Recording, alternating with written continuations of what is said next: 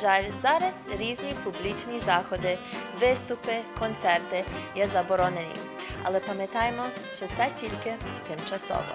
Незважаючи на тяжкі обставини, спричинені цим вірусом, пам'ятайте, що ми з вами і тяжко працюємо, щоб донести вам інформацію та новини про нашу громаду.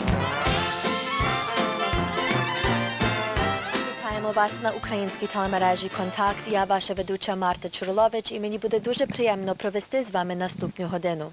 Сьогодні присвячуємо програму важливій даті 20 червня 1920 року. Ця дата відзначає закінчення програми інтернування українців в Канаді під час Першої світової війни. Починаємо передачу панахидою під меморіальним пам'ятником інтернування українців на площі парламенту провінції Манітоби у Вінніпезі. Панахиду, яку разом відправили митрополит Юрій Української православної церкви та митрополит Лаврентій Української католицької церкви. Раді передати офіційне звернення до нашої громади з приводу цієї важливої дати президента Конгресу українців Канади Лесі Хічі. Професор історії Любомир Луцюк більшість свого життя присвятив науковому дослідженню інтернування українців в Канаді під час Першої світової війни і сьогодні пояснює важливість правильного вивчення цих часів канадської історії. Маємо надзвичайні спогади тих часів, записані панією Дона Корчинській з Калгарі, її батьки – інтерновані українці. На кінець поминальної передачі фільмовий режисер Райан Бойко підготовив фотомонтаж в пам'ять несильно інтернованих українців в Канаді.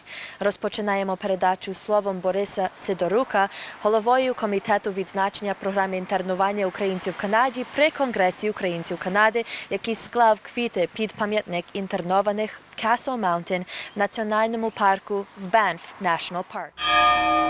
Конгрес українців Канади 20 червня відзначує століття закінчення програми насильного інтернування українців в Канаді під час Першої світової війни. Hello, добрий день. My name is Boris Sidorik. I am chair of the Ukrainian Canadian Congress National Internment Centenary Committee and the chair of the Ukrainian Canadian Civil Liberties Foundation. Today we have gathered together to mark the 100th anniversary of the end of a dark chapter in Canadian history.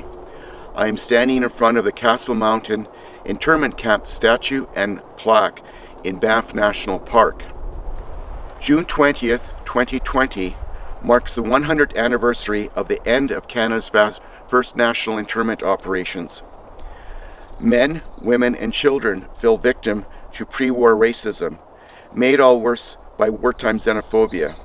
They were transported to 24 camps across the country and there forced to do heavy labor for the profit of their jailers. Having been lured to the Dominion of Canada with promises of freedom and free land, they found themselves instead exploited for their labor, interned without just cause, subjected to state-sanctioned censures that would have a lasting effect, and indeed a crippling impact on the organized Ukrainian community in Canada for many decades thereafter. We are honored that the metropolitans of the Ukrainian Catholic and Ukrainian Orthodox churches in Canada will co-celebrate a requiem to hallow the victims of Canada's first national internment operations. We will also hear from Alexander Hichi, National President of the Ukrainian Canadian Congress. Professor Lubomir Latyuk of the Royal Military College and Director of Research for the Ukrainian Canadian Civil Liberties Association will speak about the history of the internment operations. And we will have the opportunity to speak with Donna Korczynski, a descendant of an internee, about the trauma suffered by families of those that were interned. Today, we remember the victims of this injustice and commit ourselves to ending oppression around the world. As we pay tribute to the victims of Canada's First World War internment operations, we reaffirm our commitment to the principles and freedom and dignity of all human beings, principles upon which our great country was built. By acknowledging that as Canadians we sometimes fail to adhere to our highest principles, we remind ourselves that we have a shared responsibility to ensure justice for all citizens of Canada and the world. May the bitter lessons of the past guide us to a better and brighter future. Once again, thank you for joining us today. May the memory of the victims be eternal. Вічная їм пам'ять. Проєкт відзначення 20 червня спонсорований Канадським фондом визнання інтернування під час Першої світової війни.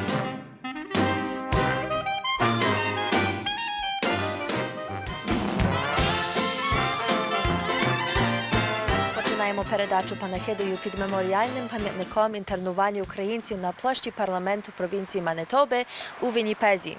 Панахиду, яку разом відправили митрополит Юрій Української православної церкви та митрополит Лаврентій Української католицької церкви.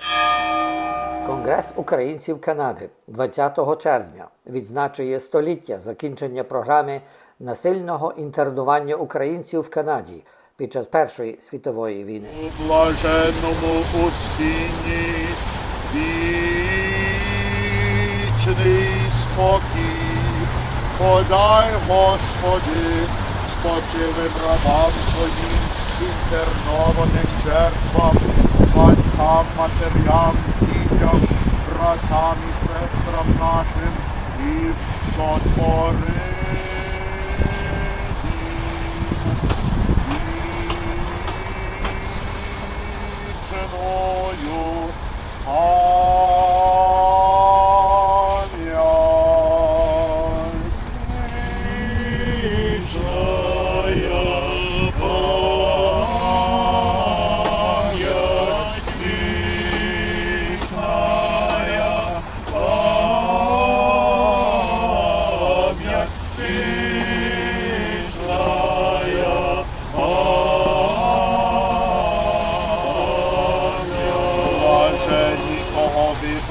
Прийняв ти, Господи.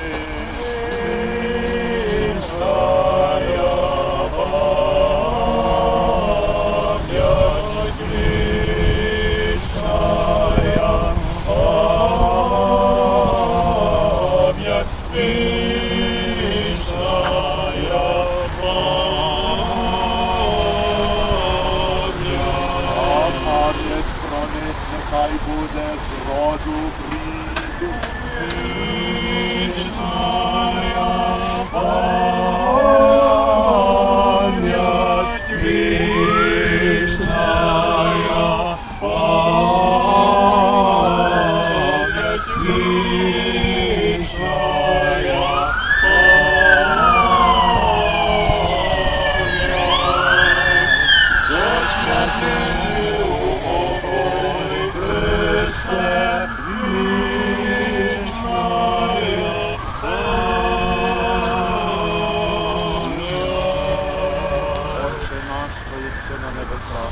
Нехай святиться ім'я Твоє, нехай прийде царство Твоє, нехай буде воля Твоя, як на небі, так і на землі. Хліб наш насущний дай нам сьогодні, і прости нам провини наші, як і ми прощаємо винуватцям нашим. І не веди нас у спокусу, але визволи нас від лукавого. Бо Твоє є царство, і сила, і слава, Отця і Сина, і Святого Духа, нині повсякчас і на віки вічні.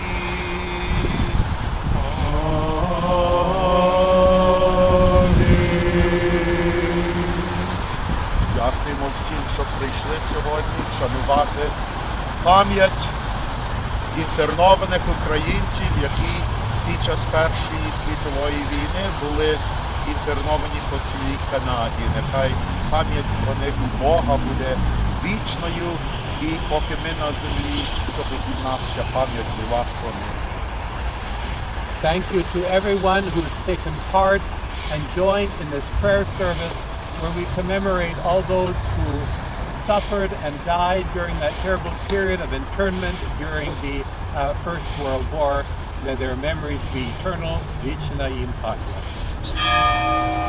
Проєкт відзначення 20 червня спонсорований Канадським фондом визнання інтернування під час Першої світової війни.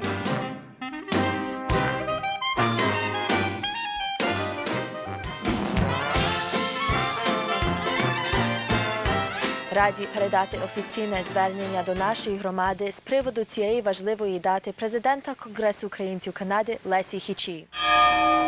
Конгрес українців Канади 20 червня відзначує століття закінчення програми насильного інтернування українців в Канаді під час Першої світової війни. Від імені Конгресу українців Канади щиро дякую всім учасникам сьогоднішнього вшанування століття завершення канадських національних операцій інтернування під час Першої світової війни. Операції інтернування – це ганебна сторінка в історії нашої канадської батьківщини. Ці операції, в першу чергу, це трагедія індивідуальних людей та сімей. Тисячі людей без будь-якої причини зазнали важких несправедливостей з боку федерального уряду, уряд, який мав би захищати ті ж самі права, які сам уряд порушував. Тисячі невинних людей, які не вчинили жодного злочину, зазнали втрату своїх громадських прав, були позбавлені свого майна та були ув'язнені в таборах, де були змушені виконувати рабську працю. Я вперше дізналася про операції інтернування в середині 80-х років. Це майже 70 років після прийняття закону про військові заходи, The War Measures Act, на підставі якого проводилися ці операції інтернування. Будучи адвокатом, мені було важко прийняти таке припинення цивільних свобод. Ось чому в 1985 році, коли Оттава прагнула внести зміни до закону про військові заходи, замінивши його на закон про готовність до надзвичайних ситуацій, the Emergency Preparedness Act, я працювала з комісією з питань громадянських свобод під керівництвом покійного Івана Григоровича. Ми звернулися до постійної комісії Сенату Канади, яка перевіряла зміни до цього закону, і нагадали їм про перші національні операції інтернування в Канаді і про те, наскільки важливо нам бути пильними в захисті громадянських свобод в умовах кризи. Мусимо пам'ятати, що в ті часи, навіть в 1988 році, ця темна сторінка історії Канади була в основному забута, і навіть її заперечували деякі члени канадського Кабміну. Для того, щоб забезпечити протистояння проти будь-яких форм дискримінації, важливо, щоб ми продовжували навчати нашу молодь та все канадське суспільство про цю несправедливість. Я дякую всім, які віддано працюють, щоб забезпечити це знання, в тому числі Канадський фонд по визнанню інтернування, який від 2008 року виділив більше ніж $5 мільйонів на гранти важливим проєктам, які розказують суспільству про інтернування. Сьогодні, коли ми вшановуємо пам'ять жертв канадських національних операцій інтернування, ми згадуємо, що сьогодні ще існує несправедливість та дискримінація. Це щоденна реальність для багатьох людей. Ми єднаємось в нашій рішучості боротися проти дискримінації та покласти край несправедливості, де б вони не проявлялися. Проєкт відзначення 20 червня спонсорований Канадським фондом визнання інтернування під час Першої світової війни.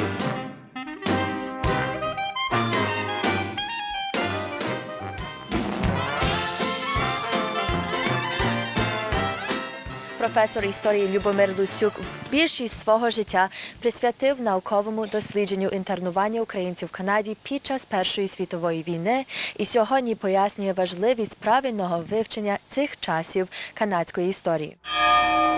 Конгрес українців Канади 20 червня відзначує століття закінчення програми насильного інтернування українців в Канаді під час Першої світової війни. I'm going to talk today about how I first came to know about Canada's first national internment operations. I think that's a story that many of your viewers have no idea about. It all began around 1978 here in Kingston, Ontario. I was a young graduate student then, just beginning my MA in historical geography under the direction of Professor Peter Goheen at Queen's University. And Peter told me that I should study the history of Kingston's very small Ukrainian community. And quite frankly, I was not keen on that. It seemed to me, as the son of post-Second World War Ukrainian political refugees, so-called DPs, that I already knew that community. I'd grown up in it. There were some interwar immigrants that I also knew from our parish hall and from church.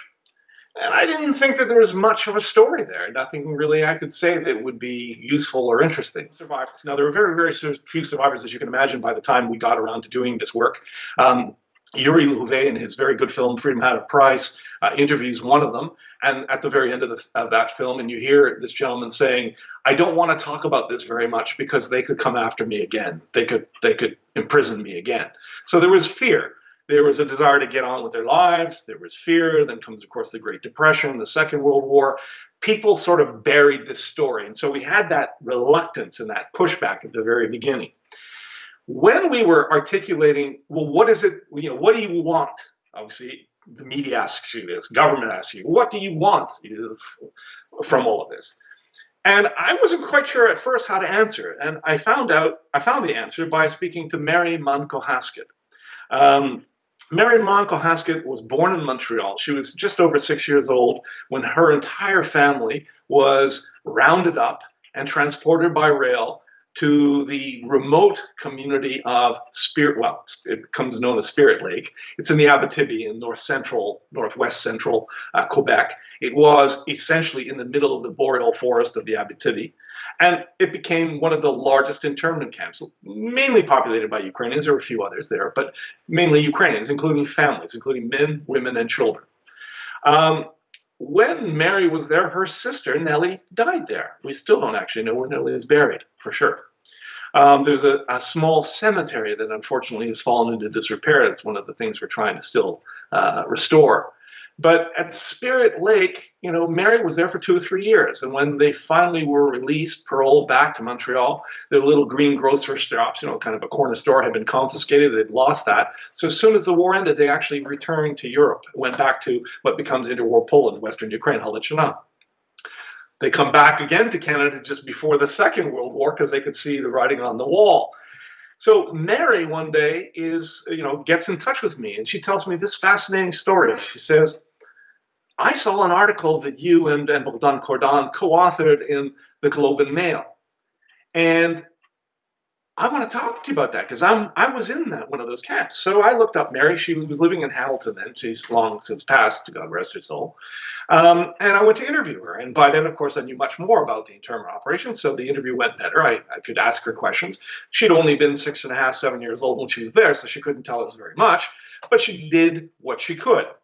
And I sort of asked her, I said, Mary, you're aware of the fact that the National Association of Japanese Canadians is getting compensation. Individual survivors are getting money, $22,000 to $23,000 each or whatever it was. And I said, do you want money? Do you want an apology? And Mary looked at me and she said, Lubomir, if you and your friends are going to organize a campaign around this, your campaign should be about memory, not money. Wow. Here was a person who had experienced the indignity of being rounded up. She was a Canadian-born Montrealer with the rest of her family, sent to an internment camp where her father was forced to do heavy labor for the profit of his jailers. She watches her sister die there. And she's not bitter. And she's not saying, pay me. She's not talking about intergenerational trauma or anything like that. She's not talking about, the descendants have to be paid off. She said, no, there should be no payments. Why should a Canadian today, and I will repeat this, why would a Canadian today have to apologize to me for something that, maybe his great-grandfather or grandfather did to my parents? Today's Canadians don't owe me an apology for what someone did almost 100 years ago. And she said, compensation for what? To who? And certainly not, and she said, certainly not to descendants, because they didn't suffer it. I did, and I don't want anything. What I want your campaign to be about is memory. And why did she emphasize that? Well, here's the story. Here's that part of the story. One day, Mary Manco is reading the Globe and Mail. She sees this article. And she calls me up to get to talk to me about what she'd experienced. And when I go to see her, she tells me that she, as a mother, had tried to tell her own children about her experiences in the First World War. And they didn't believe her, her own children. They said, Mom, how could you have been interned in Canada? We've never heard about that in school. We haven't seen any movies, there's no books. You must be thinking about something that happened in the old country, in Ukraine, and Alechina. Maybe, when you went back there in the interwar period, maybe it was something happened and you're a repressed memory or something like that. So Mary's own children, Fran Haskett and so on, and they ended up being very good friends and supporters of the UKLA and so on. But at the time, originally, they didn't believe their own mother. And so they did a reasonable thing, though. If I said to you, I was held in this camp called Spirit Lake. Okay, it's in Quebec. Okay, Mom, here's an atlas of Canada. They opened it up. Here's the province of Quebec. All the places are shown there. Show us where Spirit Lake is. She couldn't. She couldn't, not because she didn't know the name or didn't know roughly the place it was on the map, but the name had been changed. The name was changed from Spirit Lake to Lake Beauchamp. And so she couldn't find Spirit Lake. And so her own children, until both Anna and I wrote that piece in the Globe and Mail, didn't believe their own mother.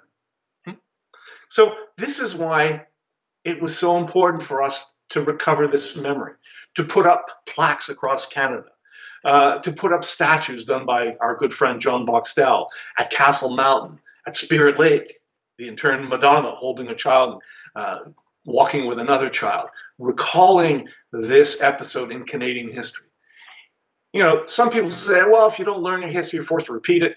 The flip side of that is what we learn from history is that we don't learn anything from history. Somewhere in the middle, I think, is the truth. I think we can learn from history. This was an important episode in Ukrainian Canadian history. I think it crippled our settler pioneer community. People who had been lured to Canada with promises of freedom and free land overnight found themselves classified as enemy aliens because they were carrying Austro-Hungarian passports. Some of them, over 8,000, were herded into internment camps across the country. What little wealth they had was taken away from them. Not all of it was returned. They were forced to do heavy labor for the profit of their jailers in remote frontier hinterlands. Ukrainians and other Eastern Europeans were categorized as second-class prisoners of war, even though they were civilians, and put in these hard labor camps, whereas first-class German prisoners were held in places like Fort Henry. They lost the right to vote. The newspapers were censored. There were selective deportations. And the internment operations continued until June 20th, 1920. Now, again, your listeners will know, your viewers will know, that the war, the First World War, the Great War, ends with the armistice on the 11th of November, 1918. But the internment operations continue under the direction of General Sir William Dillon Otter until June 20th, 1920. So what we're recalling this year on June 20th is in fact just that, the end of the internment operations, the 100th anniversary, the centennial. And with the statues, with the plaques, with the various commemorative and educational projects funded by the Endowment Council of the Canadian First World War Internment Recognition Fund, we have in fact created a corpus, a body of art and literature and plaques and statues and information online and in books and so on that is available to everyone from grade schoolers to teachers, to scholars, to visitors to Canada who are traveling and see these statues or see these plaques. Again, one of the very early statues that we unveiled was at Castle Mountain in Banff National Park. And I mean, we all know it's just reopened. Banff is the jewel in the crown of the national park system. Many visitors don't know that that park, many of the roads and bridges and so on, were built by enemy alien labor, forced labor, under guard. When we were unveiling the first statue at Castle Mountain, I will always remember, the ceremony had ended, we were just starting to break apart, and a car came down the highway, and two young men, very well dressed, nice car, got out and said, what's the crowd about? And they came up to me and asked me, and I said, well, we're commemorating the internment of Ukrainians in this place during the First World War. And these turned out to be two nice American Jewish boys from New York City. Where else? Visiting Banff. One, no surprise, doctor, the other one, lawyer, right? Two buddies. And they come and they go, we never heard about this. So I took those two young men and I walked them across the street and down the way a bit and actually walked them onto the physical site of the internment camp. And we could still pull barbed wire out of the ground. Now, those two guys will never forget that in Canada in the First World War, Ukrainians and other Europeans were interned as enemy aliens. That's a powerful message to send.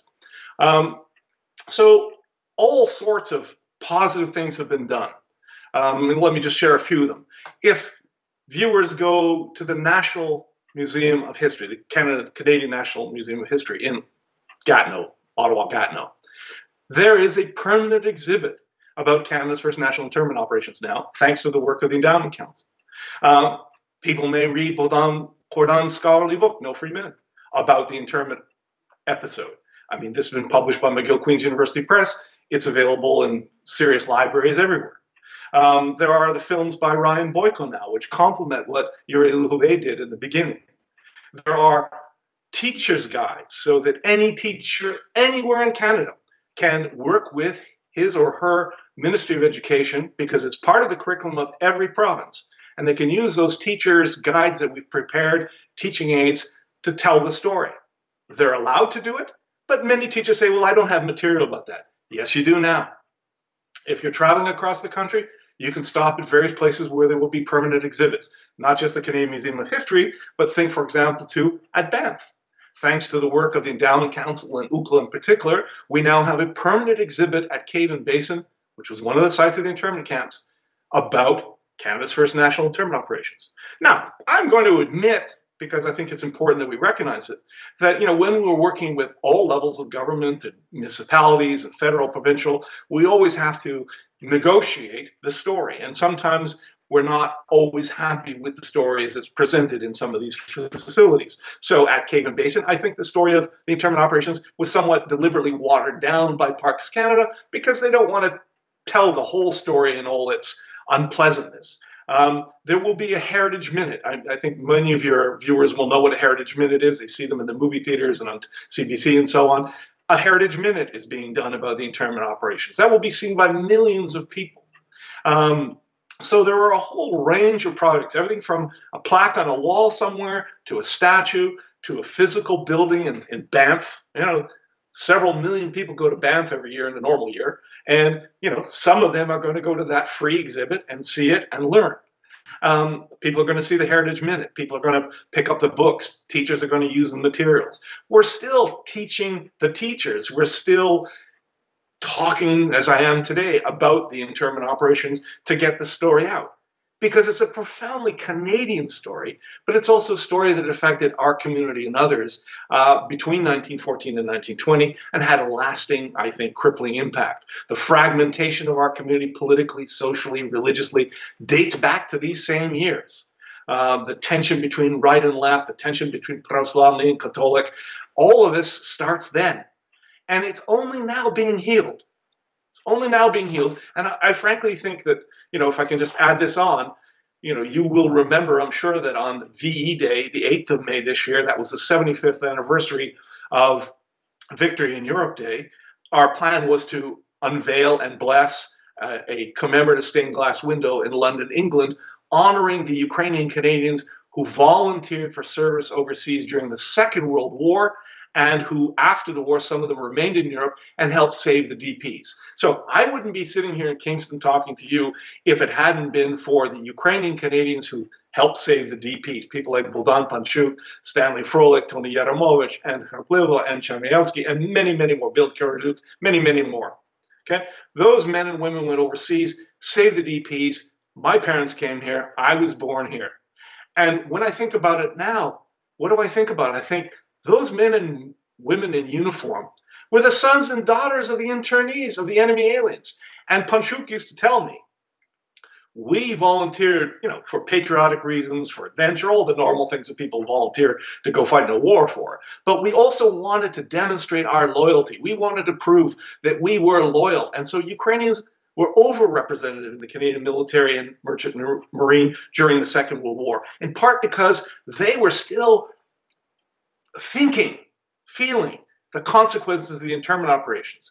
They knew what had happened to Ukrainians in World War I when we were the enemy alien. They wanted to prove by putting on the uniform that they were not disloyal, that they were in fact loyal, patriotic Canadians. And they earned the right then to speak to government and to help save the DPs. And so now I'm the son of DPs. I'm an old man now, but we covered the story of the internment operations. We told that story, and now we're honoring the veterans of World War II who saved my parents. So there's a circle here. And I think that, the more I think about it, the more excited I get, because finally, I think in the 21st century, we as a community can move forward on a different plane.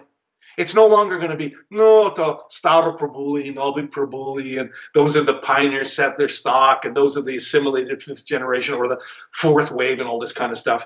There will always be immigrants coming. There will always be different perspectives. But in terms of the major story between 1891, the beginning of settlement in Canada, and the present day, we have the sons and daughters of the DPs have thanked the veterans who saved our parents by remembering what happened to the veterans' parents and grandparents. So it's a nice completion. I feel very satisfied that in my career as an academic, going all the way back as we started with Mrs. Kharitenyuk on Colburn Street, she not only told me about Nick Sakaluk, but she gave me one other tip, and that was, you should talk to a man called Bogdan Panchuk. He lives in Montreal. I think he's a teacher. He would know a lot about things, about Ukrainian things in Canada. And again, I had no clue who he was, but I went and saw him, and he and Nick Sakaluk, between the two of them, Bogdan Panchuk, Nick Sakaluk, changed my whole life. There you go. Проєкт відзначення 20 червня спонсорований Канадським фондом визнання інтернування під час Першої світової війни.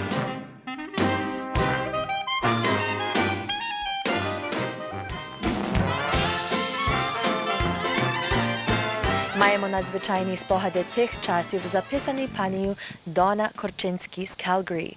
Її батьки – інтерновані українці. Конгрес українців Канади 20 червня відзначує століття закінчення програми насильного інтернування українців в Канаді під час Першої світової війни. Hello, my name is Donna Kurczynski. I'm in Calgary. My step-grandfather, Harry Levitsky, we called him Dito Levitsky, was interned at Castle Mountain during World War I. I remember Dito at home. You know, he lived in his own little house in a small cottage on my parents' yard right next door. His passion was hockey night in Canada. Oh my gosh, he loved it. He loved Frank Mahavlich. Oh my gosh. And he shared meals at our table, so we talked a lot. We got to know him. But his secret history of his internment was locked inside of him. You know, he wasn't alone. Like my Dito, so many of the stories of the internees were lost because they would not talk about that part of their lives. When I was growing up, I didn't have a clue about the internment. Nobody talked about it. And not my Dito, not my parents, nobody. So to this day, I don't know if it was because it was too shameful to talk about or too painful, or maybe they thought it was not important enough. But I doubt that. I will never know. You know, as a journalist, I had a lot of questions. The answers would have helped me piece the story together. I had so many questions. What was it like being imprisoned in the mountains of Banff, one of the most beautiful places in the world? What was it like in the winter when it was 30 below, 20, 30 below? What did you wear? What was it like at night? Did you have enough covers? What did you talk about with the other prisoners? Or were you allowed to talk to the other prisoners? Did you have enough to eat to get you through a long, grueling day, pounding spikes on the railroad tracks? How did they treat you? And what was it like in the summer, in the sweltering heat? Did you have enough water to drink? All those questions never got answered. How I came to learn about the internment was when I became president of the Ukrainian Professional Business Federation. It was the time I met scholars like Lyubomir Lechuk and Bogdan Kordan and the Toronto lawyer John Gregorovich, and here in Calgary, Boris Sidorik. I saw them working passionately to tell the world about the internment, about the injustice, and they were seeking redress for this injustice inflicted on our Ukrainian community by the Canadian government of that day. So it kept on nagging at me. Why didn't I learn about it at home? The only thing I knew, as I learned later, was that when my step-grandfather, Harry Levitsky, came back from the camp, he asked my father to write a letter to the Canadian government because he believed at the time that he was entitled to pay 25 cents a day for every day he was interned at the camp. So my father wrote a letter to the government. I don't know what department he would have written it to. He wrote the letter to the government and he received no answer. And he didn't pursue it anymore. You know, Ukrainians were polite, especially in those days. You know, as a journalist at the time, I was searching for answers. I went to the Glenbow Museum, to the archives here in Calgary. What I found were not stories. I found photos, but also what I found were cold, dispassionate log entries. It was from the commanders of the camp. It was like military business as usual. There were no descriptions of the hardships in the severe winter weather, or the sweltering heat of summer, or the lack of warm clothing, or the lack of food, or the lack of water, or even the drudgery or heartbreaking pounding, the backbreaking pounding of digging and lifting. The irony was that they mentioned the attempted escapees or the deaths, and they were just almost like a footnote, one line. So-and-so escaped, so-and-so died. That was it. I also found my grandfather's name. Well, it was there, but it was spelled badly. I barely recognized it. You know, 100 years have gone by since that internment. And today, in spite of the anger, more than ever, you know, we need to continue to talk about the internment to our neighbors, to our community, to our children. They need to know about that injustice. We need to keep talking and talking and talking about it. By talking about it, it will help us to understand who we are, and it will help non-Ukrainians also to know who we are. We have a part in the fabric of Canada, one of sacrifice, one of pain, and one of pride. In spite of our anger, we must forgive. Yes, it was a wrong. If we do not forgive, we're stuck. And what happens? We remain as perpetual victims. It would destroy us from the inside. It would destroy us individually, and it would destroy us as a community. We don't want that.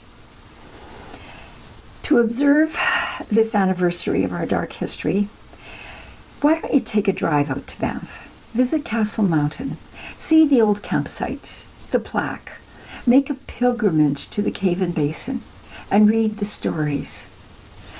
And stand there and imagine for yourself the men suffering, physically tired, cold, hungry, lonely, and hopeless.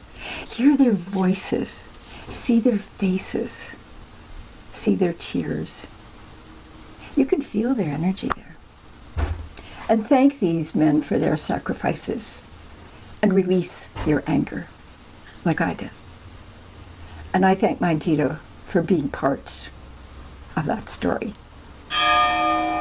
Проєкт відзначення 20 червня спонсорований Канадським фондом визнання інтернування під час Першої світової війни.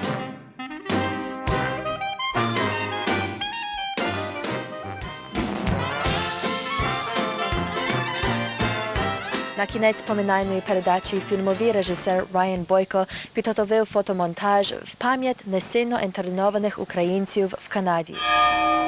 Конгрес українців Канади 20 червня відзначує століття закінчення програми насильного інтернування українців в Канаді під час Першої світової війни.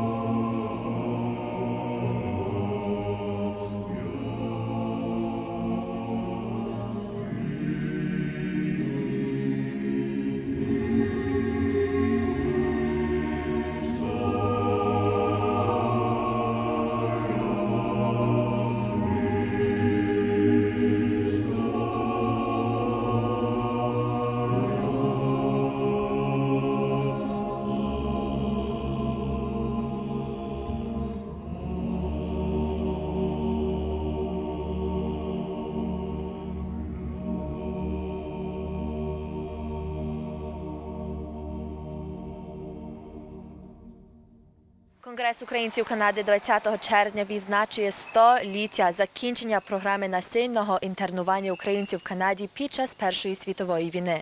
Проєкт відзначення 20 червня спонсорований Канадським фондом визнання інтернування під час Першої світової війни.